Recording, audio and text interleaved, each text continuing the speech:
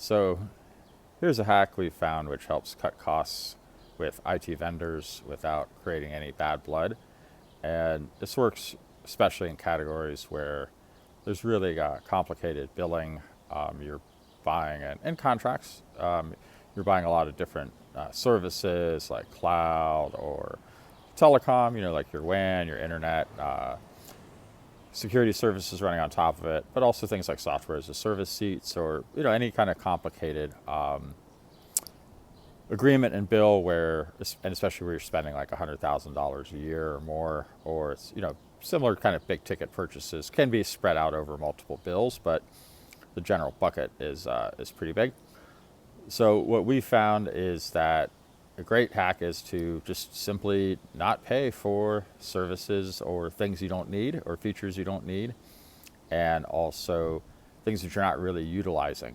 And another hack is attendant with that is not to pay for billing errors. But we found in a lot of categories, especially let's say like your wide area network, that often vendors are going to keep charging you for things that you don't need every month.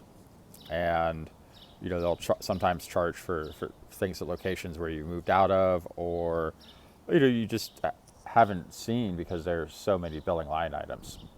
And so this works really well. We find sometimes as much as 25% of a budget in a category is just spent on unused, underutilized items.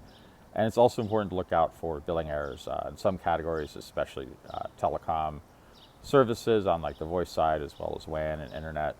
You can spend as much as 10% of your budget on those things, so on billing errors. So it's really adds up.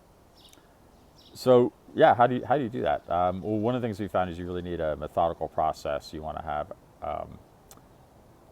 a inventory which looks for every single billing line item, and then you can then have a methodical process of reviewing every single billing line item in your inventory and see if any of them are paying for unused and underutilized services, as well as billing errors. And you would compare the contract to what the charges are on the bill, and then you would also look for utilization data, as well as do gut checks with stakeholders and yourself to see, hey, are we really using this particular service? And often upon investigation, you'll see that there are redundancies which aren't even there for DR purposes, and things you can just get rid of. Well, hope this helps. I'm Anders Mikkelsen. I can be reached on LinkedIn, and my website for Berlin Pacific is berlinpacific.com. Hope to talk to you soon.